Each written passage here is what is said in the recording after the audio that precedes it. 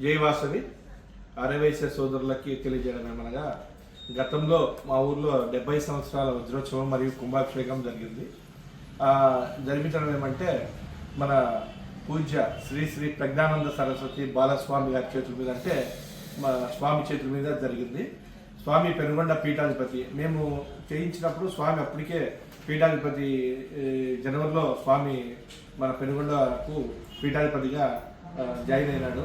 స్వామి చేతుల మీదుగా జరపాలని చెప్పేసి స్వామిని కన్సల్ట్ అయితే స్వామి కుంభాభిషేకం చేస్తున్నాం స్వామి అంటే, స్వామి నేను వస్తాను తప్పకుండా అని 5 days కుంభాభిషేకం చేయడం జరిగింది. ఫస్ట్ రోజు స్వామి చేతుల మీదనే కుంభాభిషేకము, వాసవి కన్యకా పరమేశ్వర అభిషేకము, స్వామి చేతుల మీదనే యాగశాల, ఈ మొత్తము స్వామి చేతుల మీదనే మన బాలస్వామి చేతుల మీదనే ఏర్పాటు చేయడం జరిగింది. చాలా చక్కగా స్వామి మాట్లాడడం అయితేనేమి, చక్కగా యాగం గురించి చెప్పడం అయితేనేమి, వాసవి కన్యకా పరమేశ్వరి గురించి సత్సంగం అయితే చాలా చక్కగా వివరించడం జరిగింది. మన వాసవి కన్యకా పరమేశ్వరి పెనుగొండలో మన పీఠాధిపతి అనేది మామూలుగా వయసులకి, మన ఆర్యవయసులకి, అన్ని ఊర్ల వాళ్ళకి ఎక్కడ పీఠాధిపతి మనకు ఉంటాడు అనేది ఎవరికి తెలియదు. మ్యాక్సిమం కొంతమందికి తెలవచ్చు కానీ అందరికీ తెలియదు. ఇప్పుడు మన వాసవి పెనుగొండ పీఠాధిపతిగా మన బాలస్వామి గారు చక్కగా మాట్లాడడం కానీ, మంచి విషయాలు చెప్పడం కానీ, ఆ విధంగా ముందుకు పోతున్నాడు స్వామి. ఆ విధంగా మనకి ఎక్కడ మన ఆర్యవైశ్య టెంపుల్స్లలో ఏ ఊరైనా సరే ఆ ఊరు వాళ్ళు కంపల్సరీ పెనుగొండ బాలస్వామి గారిని ఇన్వైట్ చేయండి.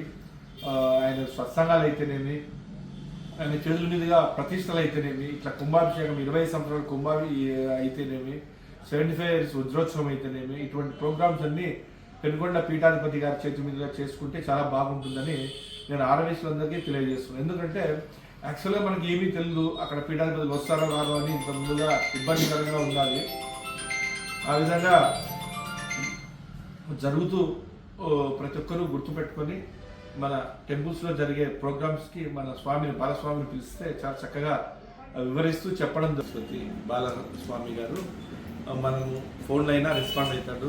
మీరు అక్కడికి వెళ్ళిన తర్వాత స్వామిని మాట్లాడితే కూడా చాలా చక్కగా మాట్లాడడం చెప్పడం కానీ, స్వామి చాలా అందుబాటులో ఉంటాడు. నిజంగా చాలా చక్కగా విశ్లేషణ కానీ, మన ఆర్యవైశ్యుల బిజినెస్ గురించి కానీ, మన పూజా కార్యక్రమాలు అయితే చక్కగా చెప్తాడు. స్వామిని మీరు ఆర్యవైశ్యులు అందరూ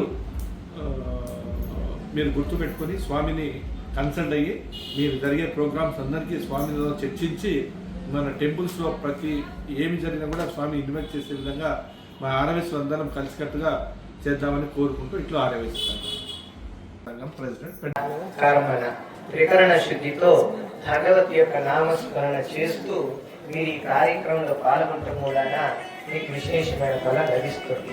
ఇది 75 సంవత్సరాల ఉత్సవము వజ్రోత్సవంగా చేస్తున్నారు.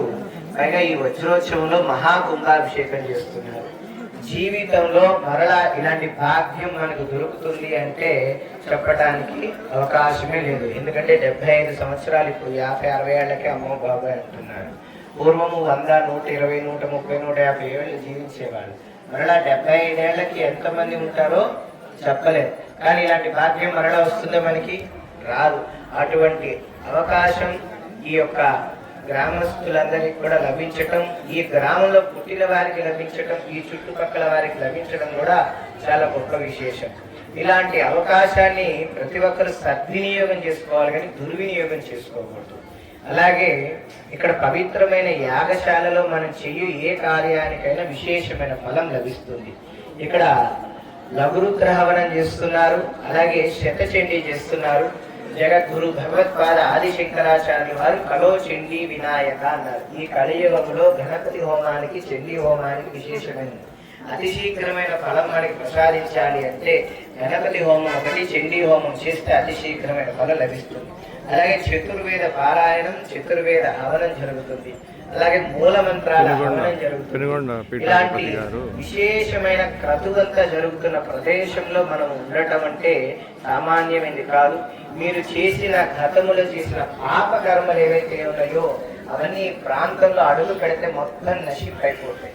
అలాగే ఇక్కడికి వచ్చిన మరలా తప్పులు చేశారనుకోండి, మళ్ళీ పాపం చేశారనుకోండి, మళ్ళీ కౌంట్ పెరుగుతుంది. మీకు పుణ్యం రావాలా, పాపం తొలగిపోవాలా ఆలోచించుకోవాలన్నమాట.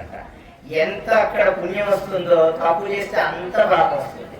పుణ్యం వస్తుందని విశ్వసించినప్పుడు పాపం వస్తుందని కూడా ఎందుకు విశ్వసించండి? అవునా? అవునా కాదు? అందుకనే ఇక్కడ వచ్చిన వారందరూ కూడా శ్రద్ధాభక్తులతో ఉండాలి. దయచేసి ఇక్కడ అందరూ కూడా అర్థం చేసుకోవాల్సిన విషయం ఏంటంటే, ఈ యాగశాలలో ధోవతి పంచె తప్పితే ఇంకా వేరే ఏ వస్త్రాలతో ఎవరు కనిపించకూడదు. ఇప్పుడు